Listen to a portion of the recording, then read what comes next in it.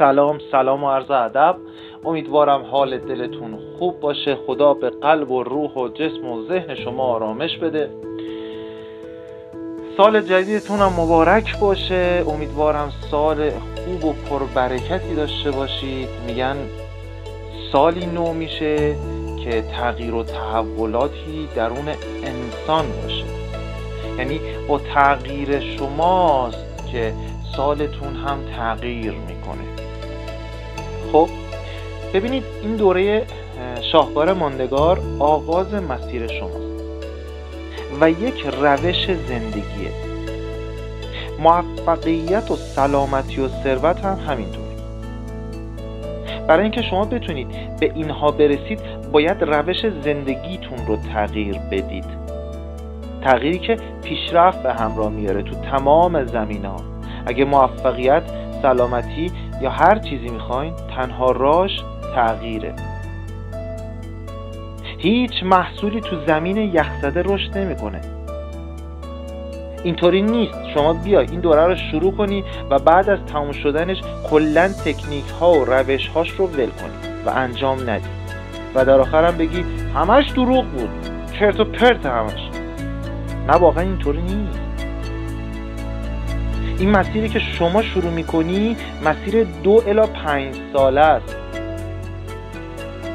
و تمام تکنیک ها رو باید مکرر انجام بدید. البته تو 60 روز اول خودتون تغییر و تحول جسمی و روحی و حتی مالی رو مشاهده میکنید، اما باید مکرر باشه. نمیتونم دروغ بگم که آره شما بیا این دوره رو شروع کن، سر 1 سال هم میلیاردر میشی هم سلامت. نه، اینطوری نیست و هر کی که بهتون این رو میگه دروغ داره میگه. بنابراین تصمیم با خودتونه. این مسیر 2 الی 5 سال است و کلاً تغییر سبک زندگیتونه، چون فقر و بیماری و حال بد انتخاب شده، یه سبک زندگیه. این دوره که استارتش زدیم، درمان افسردگی، درمان گفتگوهای ذهنی، درمان بیشتر بیماری هاتون. البته این باز به خودتون بستگی داره که چقدر برای تمرین ها زمان بذارید.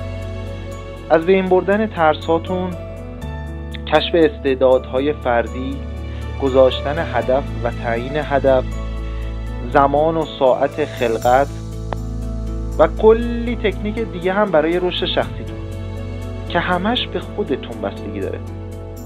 بعد از گذراندن دوره 60 روزه شروع میکنیم برای پاکسازی و به تعادل رسوندن چاکرا، آموزش دادن اینا. اما تا زمانی که رو قطب مثبت قرار نگیرید، چه از نظر ذهنی و چه از نظر جسمی، نمیتونید. یعنی ذهن بهتون اجازه نمیده که بتونید به تعادل برسونید. تو این دوره مدیتیشن برای جذب ثروت و موفقیت گذاشته شده. قبلش احتیاج به توضیحات داشت، اون رو هم توضیح دادیم.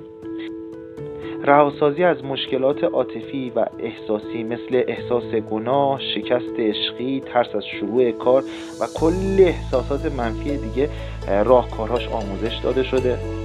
برای به تعادل رسوندن چشم سوم هم راهکار گفته شده و در آخر رسیدن به چاکرای تاج که تو دوره بعدی استارت میخوره. تمام این آموزش ها حاصل چند سال مطالعه است و از بهترین کتاب ها جمع آوری شده و اگر درست انجام بدید قطعاً تأثیراتش رو خواهید دید. قطعاً قبل از شروع دوره صوت‌های قبلی رو گوش بدید، چون باید پیش زمینه داشته باشید نسبت به آموزش‌ها. از انتقاداتتون خیلی خیلی خیلی ممنونم. میدونم کیفیت صوت‌های اولیه پایینه، به بزرگی خودتون ببخشید، ولی تو دوره جدید جبران شده. درود بر شما.